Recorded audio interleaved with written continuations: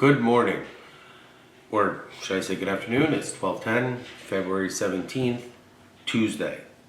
Please, ladies and gentlemen, please give me a chance to express just how illegal the actions that are being done against me before judging me. And at the same time, please recognize that no matter how much I revolutionize communication or any of that matter, without my proper staff and my stakes being right, meaning that the issue at hand is that I don't have any access to any of my business or material possessions, and I don't have access to my children. Those two things make the position of my ex-wife completely illegal and shows every single human being what a horrible and vindictive decision maker she has turned into while given the opportunity to show that she is doing things in the best interest of our children. In reality, I have stood by on the sidelines while everyone I know has turned their backs on me or stabbed me in the back, and I have been left absolutely alone to defend my position of being a good man. I have spent my entire life being a good man, but it is because of YouTube and this YouTube channel that human beings have unified themselves against me on something called the Mean Team. I have had friends who have been at my wedding and were in my wedding party not speak to me for years at a time because of this YouTube channel, and at the moment where I needed them most, they showed up only to judge and criticize me. I assure you, I am not making anything up. I wish I was, but the reality is that all of you know that the general will go onto the battlefield and will fight the entire army by himself or die like Valhalla, a man of code and honor, something that is very rare in today's society.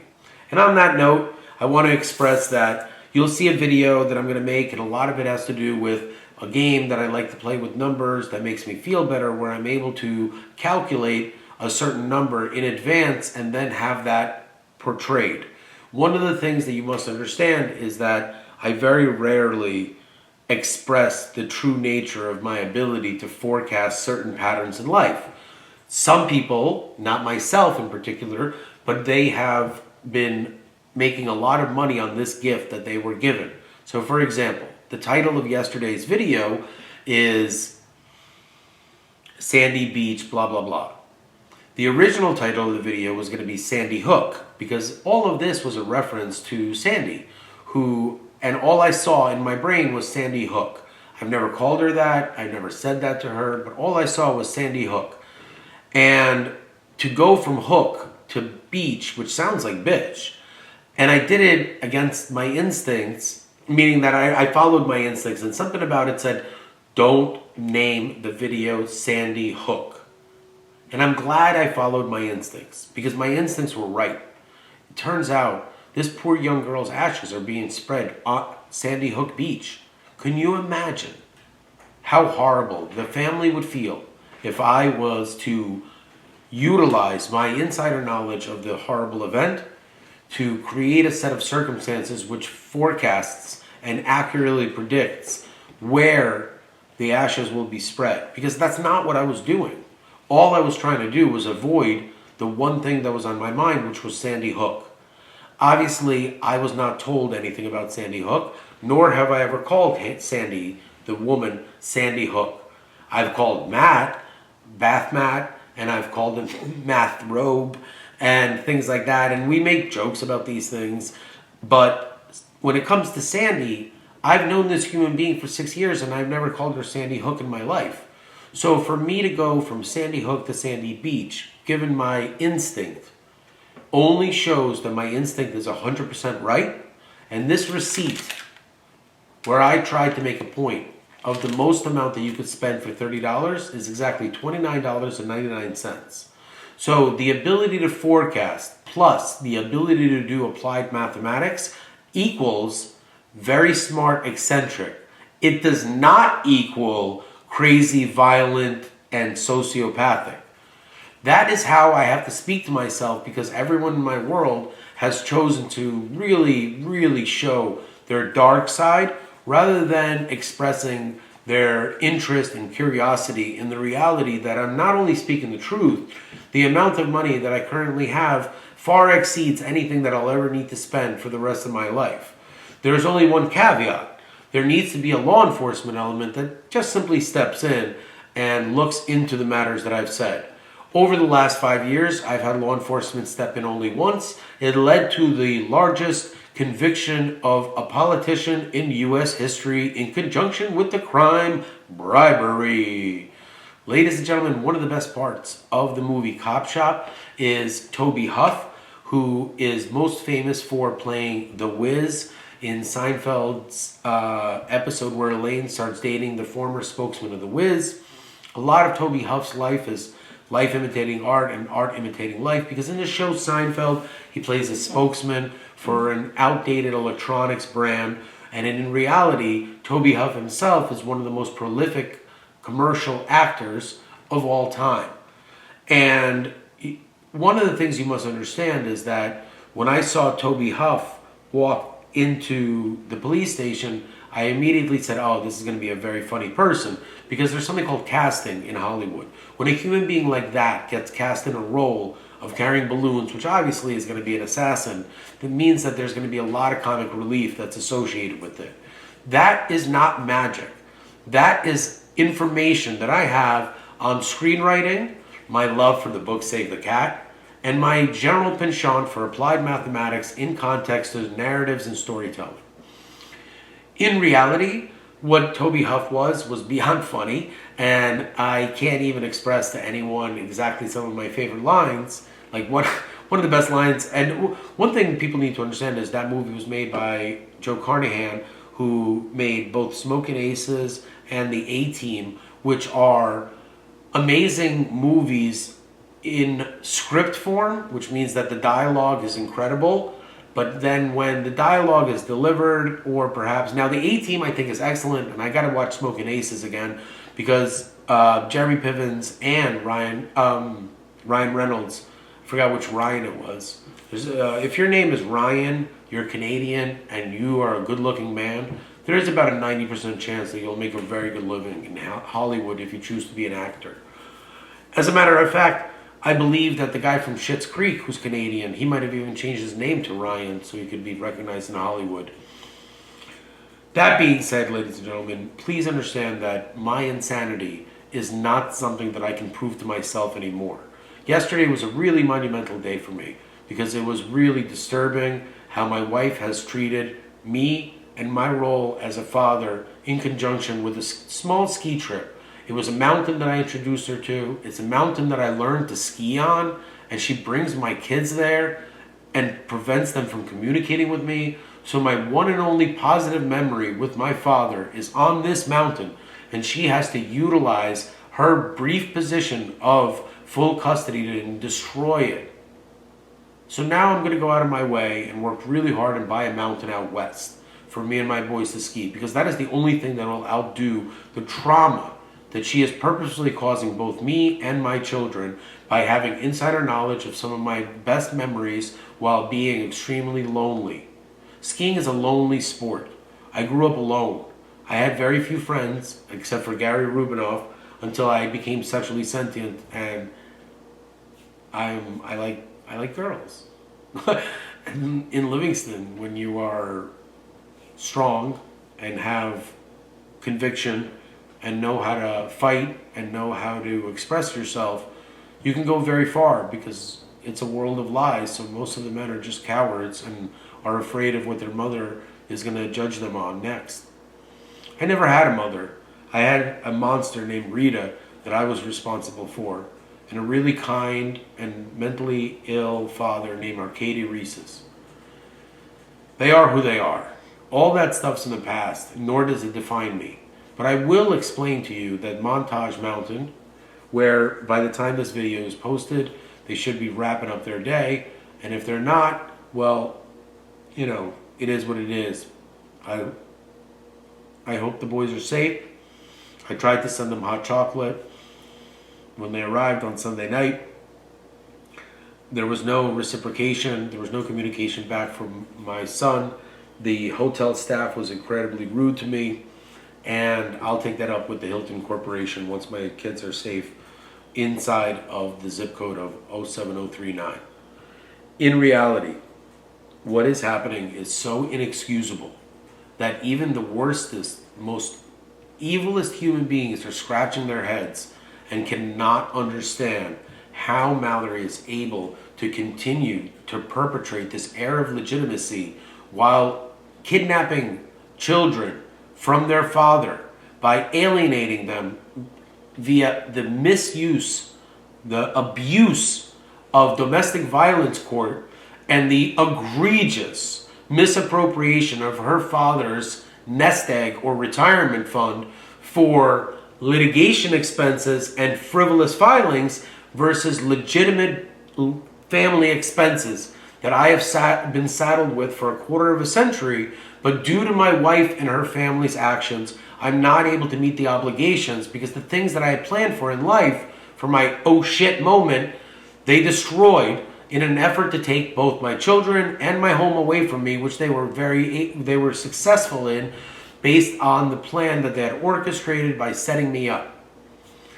All of this is fully documented and presented via evidence, and that is the primary reason why I stopped posting the evidence on YouTube, is because my cases are very much real, and I think that when my adversary is so distracted with making sure that her public image is the most important thing in her life, I look to the good parents and the stable-minded individual and saying, guys, please, what kind of a human being can possibly orchestrate these set of circumstances and then go to any form of court or law enforcement and claim that I am the mentally ill human being? I was beaten for 5 years straight, and the biggest mistake of my life that I've ever made was filing a restraining order. That's all that happened.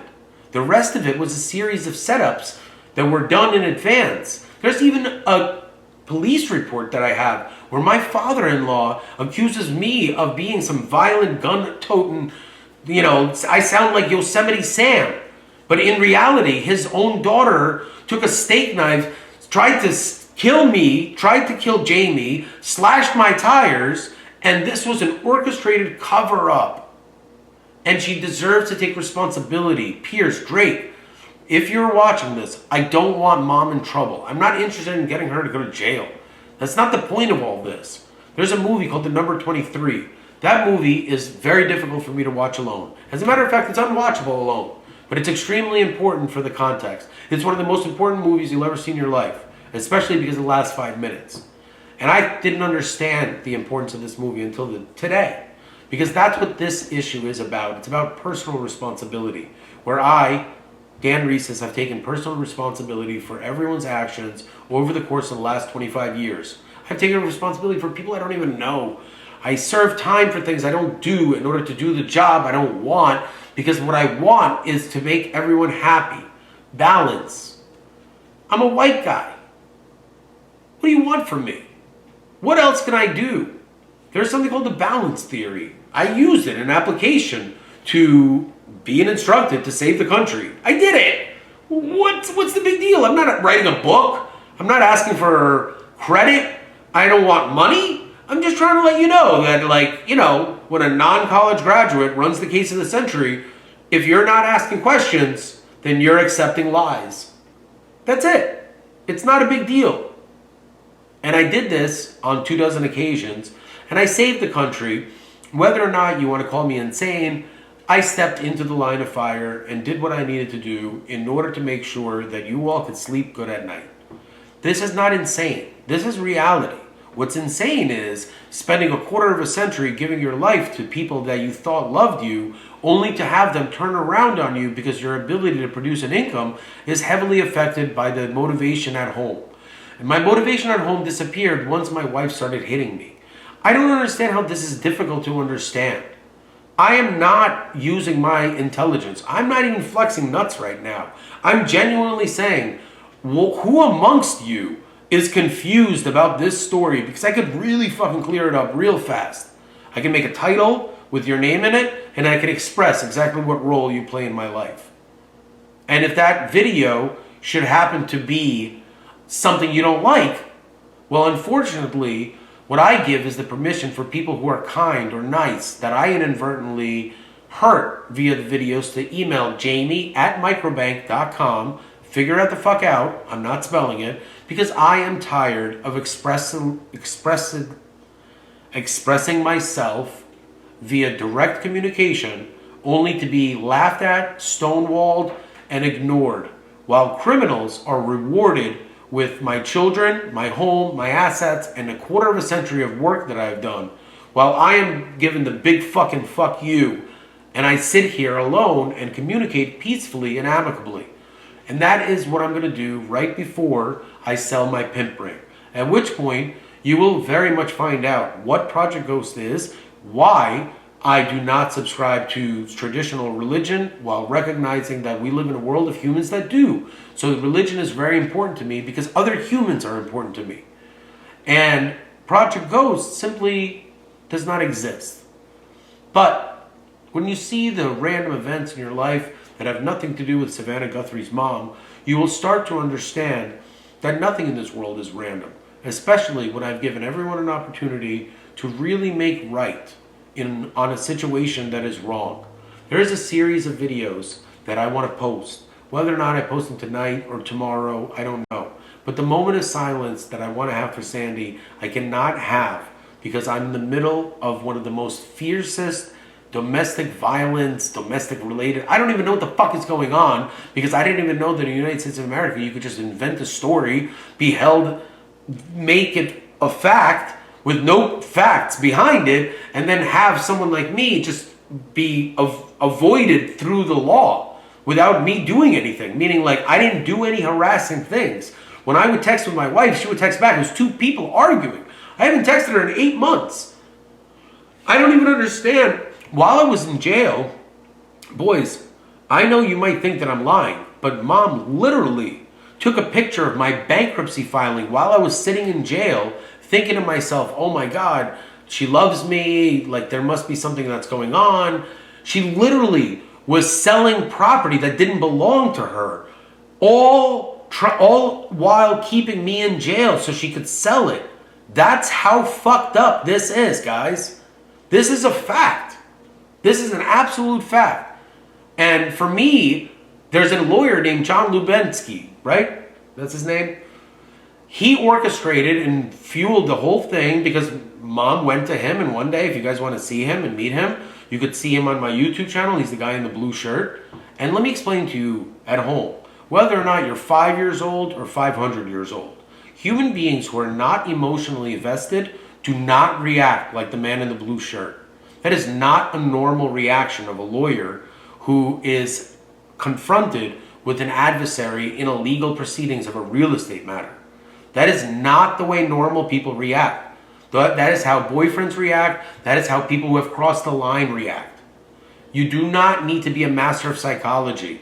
Just watch the short of the man in the blue shirt, and please understand that that is the lawyer that represented my wife while I was sitting in jail, and she was trying to sell everything I own. Right now, she is currently liquidating the things I own and breaking court orders while simultaneously taking my children skiing, alienating them, and replicating my childhood experiences in direct conflict with the stories that I've expressed to her that said, hey, listen, Mal, I had a really rough childhood. It would be really nice if you don't insult me with every breath and every action that you do. But lo and behold, not only was I the fool that gave everything back that I have because I have no interest in a conflict, she can't even return thousands of dollars of inventory that I must ship out in order to pay bills for a house that I'm not even living in. That is how difficult Mallory Blast is. Mallory Recess, whatever the hell you want to call her. But I've shouldered the responsibility for over 25 years, only to then have the entire family fuel $1 million litigation against me, rather than amicably being able to separate and do what's best for our children. These are adults that are acting like children, and children that cannot have a childhood, so they will not be growing into a normal adulthood. Their childhood has been stunted by the trauma that they have to receive because their father is the first human being in the country to ever have his home and his children taken from him by reporting being the victim of domestic violence. Please, ladies and gentlemen, this is the first time in U.S. history this has ever happened. This has never happened in any jurisdiction in the entire country. If for that alone you're not interested or fascinated by this story, you are not physically alive. You are trying to ignore the reality of the uniqueness of the circumstances that are in front of you and isolate your happiness to pretend like this story doesn't exist, because it's in direct conflict with everything you've known about the world, which is white people are rich, white people do not have problems, white people are balanced, white people do not hit each other, and white people do not air their dirty laundry. Don Henley does, and so does Dan Henley. And I didn't even understand the significance of this channel until today, because the reality is I am fighting this battle alone, and I'm proud to. And my children need to see what a real man of code and honor is. It's not somebody that shows up at events and creates circumstances that embarrass everyone. It's a man that's able to stay cool, calm, and collective under pressure, continue to fire away at the enemies metaphorically through court submissions that are both legally grounded, non-frivolous, and fact-based, while at the same time simultaneously making sure that he is in compliance with all court orders and documenting all of the horrible things that are being done to him without any hesitation to speak directly in front of the camera, stand up strong, and not be apologetic for being a good father, a good man, and a man of code and honor. The time is about to come to an end, and I will have my children and my home back. And what will you say then to being a part of one of the most disgusting conspiracies ever? And given the chance to undo what you have done, you have all chosen to stay silent in the face of reality, that you are hurting two minors publicly, aggressively, and through your own actions by isolating their father from them. No one said anything about keeping Mallory away from the children. But when the support system supports killing a father off and making him non-exist, then there's a huge problem with that support system that is in charge of making decisions for minors. Please understand that what I'm saying to you is just child psychology 101. If you're not at all mesmerized by how a victim of domestic violence can have both his home and his children taken away from you, then you are not a good human being. Please accept reality. Stop using me as a scapegoat or an excuse for your inability to look in the mirror.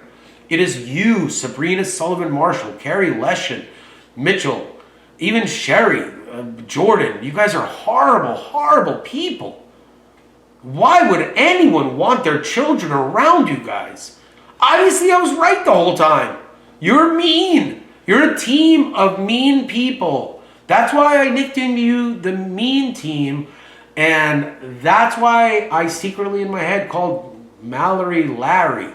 Because I see her for who she is. I just simply was in love with her. And I have the ability to take more pain and bullshit than any human I've ever met in my life. And it's over. It's over. And the reality is that I've stomached so much human suffering and torture at the hands of someone that I was in love with that I can't even express to you the scars that I'm left with.